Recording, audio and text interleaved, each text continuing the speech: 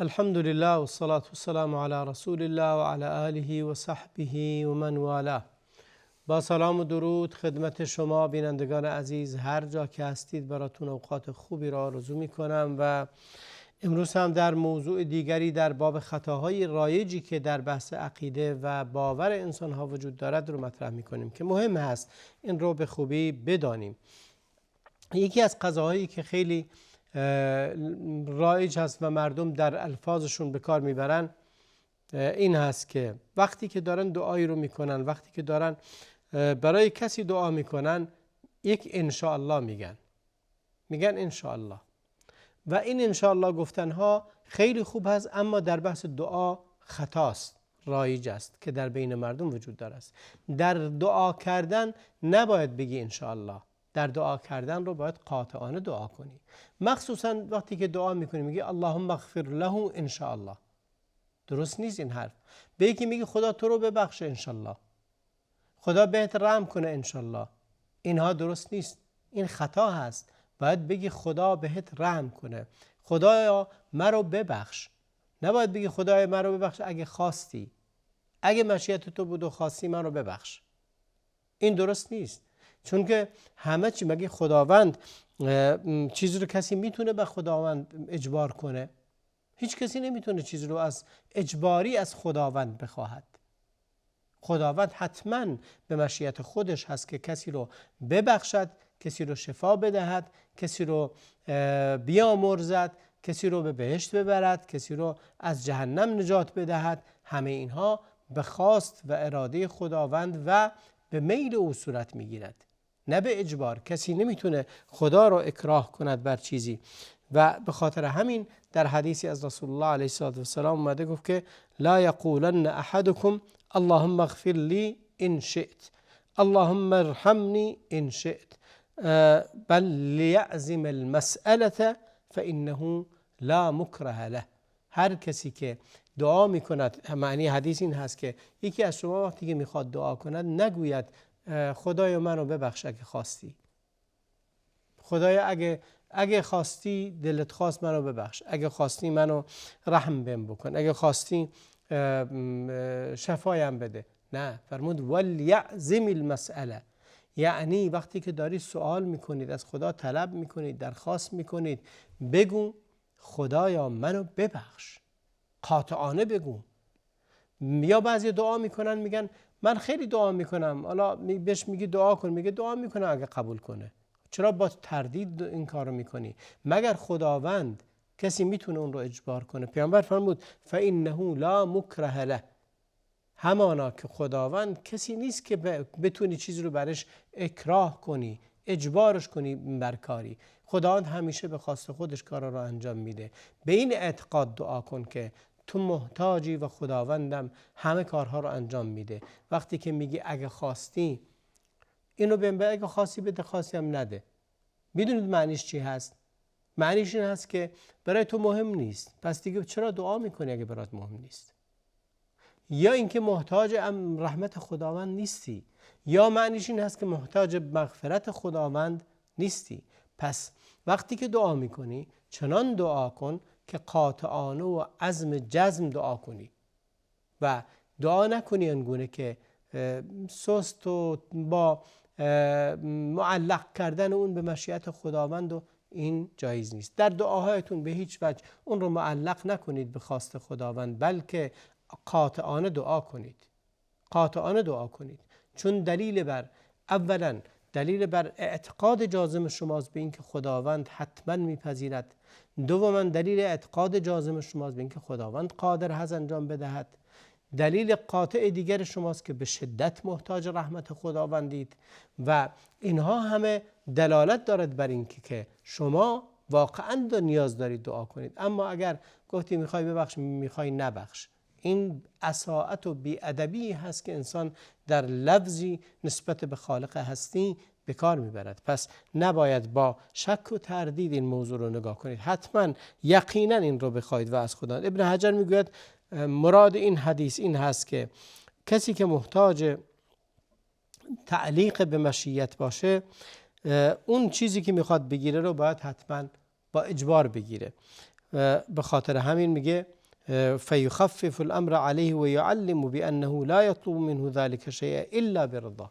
باید حتما بدونه که ما چیزی رو که از خداوند طلب میکنیم حتما خداوند راضیه که به ما بده. پس نمیتونیم به اجبار از خداوند بگیریم. خداوند منزه هست از این که کسی بتونه چیزی رو از اون بگیره. و موضوع دوم این که وقتی که میگی معلق میکنی به مشیت خداوند، گویی این که تو بی‌نیازی از این، استغنا داری از این. مثل اینکه به کسی بگی، یکی میخواد کاری رو برات انجام بده، میگه اگه خواستی این کارو بکن، اگه خواستی یه لیوان آب بیار، اگه خواستی نمیدونم این کارو انجام بده. نه، اگه خواستی یعنی که اگرم نخواستی مهم نیست، اگرم نخواستی اهمیت نداره.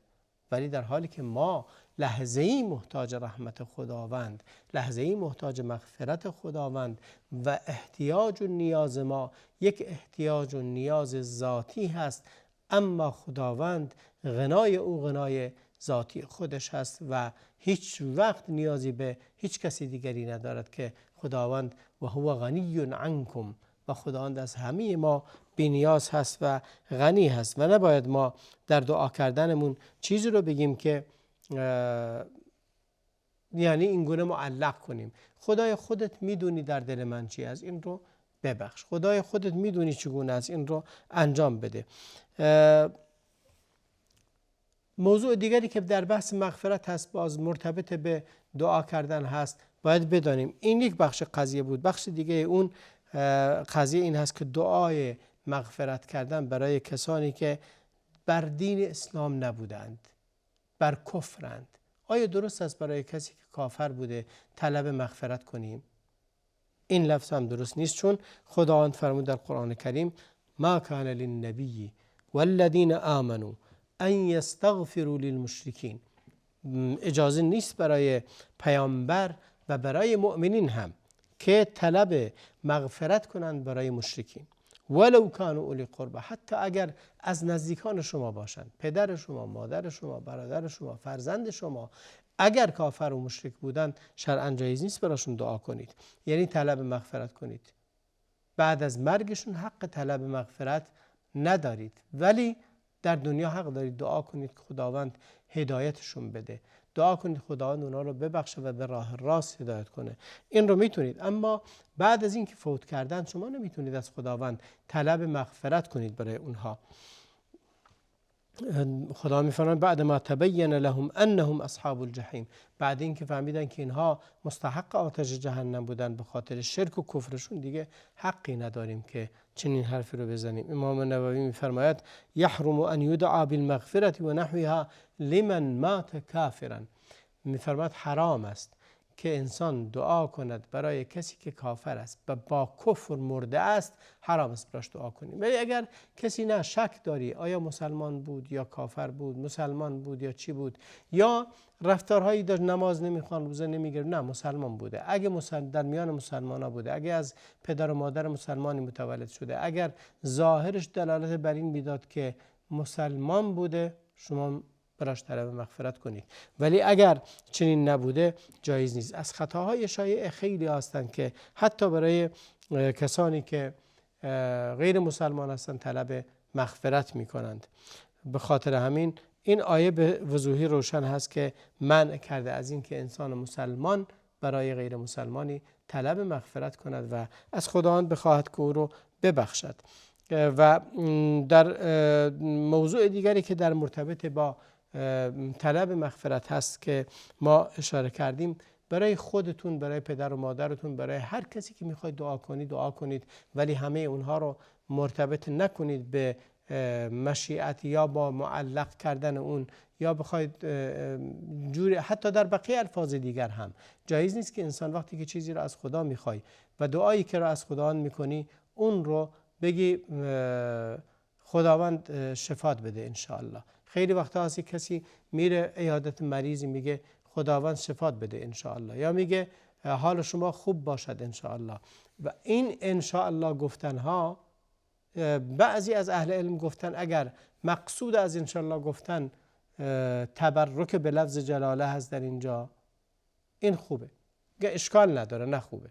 ولی اگه معنی واقعی انشاءالله رو نگاه کنی، وقتی که دعا میکنی نباید اون رو معلق کنی به مشیت و خواست خداوند. دعایی که معلق هست دلیل بر این هست که شما خیلی جدی اون رو طلب نمی کنید، چون اولا هیچ کسی نمیتونه چیزی رو بر خدا فرض کنه، بلکه به رضایت خودش خداوند اگه کسی رو شفا بده، اگه کسی رو رزق بده، اگه کسی رو روزی بده، فرزند بده و هر چیز دیگری. و اما در میان جوامعی که بیشتر تصوف وجود داشته این رشد کرده. علت اون همین هست که فکر میکنن این ادب با خداوند است که بگی مشیت خداوند رو بگی و انشاءالله کنارش بیاری، در حالی که معنای اون عوض میشه، معنای اون تغییر پیدا میکنه. پس ما این خطا رو مرتکب نشیم وقتی که داریم میگیم بحث دعا رو میکنیم، بحث مغفرت رو میکنیم، از خداوند طلب بخشش میخوایم یا از خداوند میخوایم که هر حاجت دیگری رو برای بنده از بندگانش یا برای خود ما روا ببیند و رایج بدوند راضی باشد برش، باید حتما قاطعانه و عازمانه و با جزم از خداوند بخوایم. خداوند نه بخیل است که نبخشد، خداوند نه ضعیف است کسی بتونه اون رو برش کاری رو برش اجبار کنه و نه فقیر است که نداشته باشه بده. در حدیثی خود پیامبر اکرم می‌فرماید، حدیث قدسی میگه اگر همه بشر از اولین آدمی که خداوند آفرید تا آخرین نفر، همه این انسان ها دعا کنند که خدا ببخشدشون، میبخشد و یک ذره از ملک خداوند کم نمیشود. و حاجت اینقدر ملک خداوند بی نهایت و فراوان هست که حاجت همه را روا ببیند و هیچ کسی هم بی حاجتش نرود، ولی باز هم خداوند بی نیاز هست، باز هم خداوند ملکش فراوان هست، باز هم خداوند غنی و قادر و توانا هست. همه اینها دلیل بر این هست که انسان باید بتواند که یا در این که می‌فرماید اگر همه انس و جن از اول آخر تا آخرشون من انسیم و جنهم همه بر قلب رجل واحدی هم باشن، یعنی یک صدا و یک چیزی رو بخوان خدا بهشون بده، باز هم از ملک خداوند مثقال ذره‌ای کم نمی شود. این از قدرت و عظمت خداوند هست و به خاطر همین در دعاهاتون یک، معلق نکنید به مشیت خداوند، دو، وقتی که دعا میکنید برای خودتون و دیگران باز هم با قاطعانه دعا کنید، با شک و تردید دعا نکنید، بلکه با عزم جزم دعا کنید. اون کسی که دعا میکنه، پیامبر فرمود ادعوا الله و انتم موقنون بالاجابه، شما چنان دعا کنید که ان یقین دارید به اجابه اون، با شک دعا نکنید. دعا میکنید حالا من دعا کردم ولی خدا، این دعاتون رو باطل میکنید با این کارتون. من دعا کردم ولی فکر نکنم خدا قبول کنه. یا بعضیا میگن دعای ما کجا، خدا دعای ما رو قبول نمیکنه. این الفاظ همه الفاظ غلطی هستند که در جامعه رایج پیدا کرده اند. اصلا اساسا دعا کردن، پناه بردن به خداوند و یکی از حکمت‌های مبتلا شدن انسان‌ها این است که برگردیم به آغوش رحمت خداوند. خداوند خود فرمود لعلکم ترجعون، تا بلکه شما برگردید به سوی خداوند. وقتی خداوند شما رو میگه انا لله و انا الیه راجعون، در وقتی که مصیبت میاد یعنی چی؟ یعنی اینکه یادتون باشه که مصیبتی که بر شما نازل شد شما رو برگردونه به خداوند. ولنذیقنهم من العذاب الادنی دون العذاب الاکبر لعلهم یرجعون.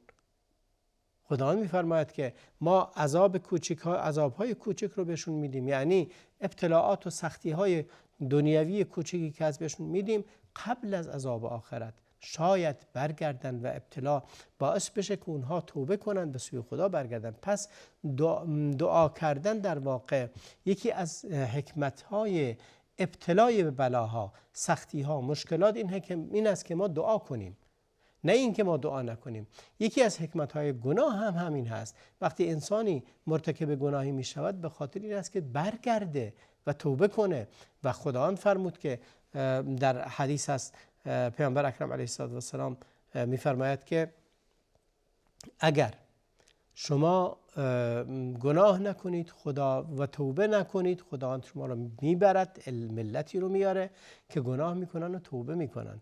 معنیش چی است؟ معنیش این است که توبه خیلی مهمه، دعا کردن خیلی مهمه، طلب مغفرت و گفتن اللهم اغفر لی خیلی مهمه و به خاطر همین گناهانم شدن سبب این کار. نباید اگر تویی که گناهکار هستید، تویی که گناهبار هستید و خودتو روسیاه میدونی، تو باید بیشتر از هر کسی دیگری دعا کنی، چون خداوند به کسانی که گناه کردن فرمود لا تقنطوا من رحمت الله، از رحمت خداوند بری نشید، پس دعا کنید. پس وقتی که هم دعا میکنید با عزم جزم دعا کنید، بگید اللهم اغفر لی، نگید اللهم اغفر لی ان شئت، نگو خدا شفات بده انشالله، نگو خدا موفقت کنه انشالله، بگو خدا موفقت کنه. نگو انشالله، نگو دیگه انشالله رو بعد این الفاظ نگید. اگه گفتید خدا موفقت کنه انشالله، خب حتما انشالله هست و خدا هیچ کسی نمیتونه بدون مشیت و بدون خواست خداوند چیزی رو بر خداوند فرض کنه. لذا لازم هست که شما این لفظ رو درست به کار ببرید که حتما در دعاهاتون با قطع یقین، با عزم جزم سخن بگید و حرف بزنید و از خداوند بخواید که شما رو ببخشه. همیشه این رو بگید و مغفرت هاتون، طلب مغفرتتون، طلب شفاتون، طلب رزقتون، طلب موفقیتتون و در همه دعاها به طور قطع یقین از خداوند بخواهید. تا برنامه دیگر همه شما رو به خدای بزرگ میسپارم و صلی الله و بارک علی نبینا محمد و علی آله و صحبه اجمعین.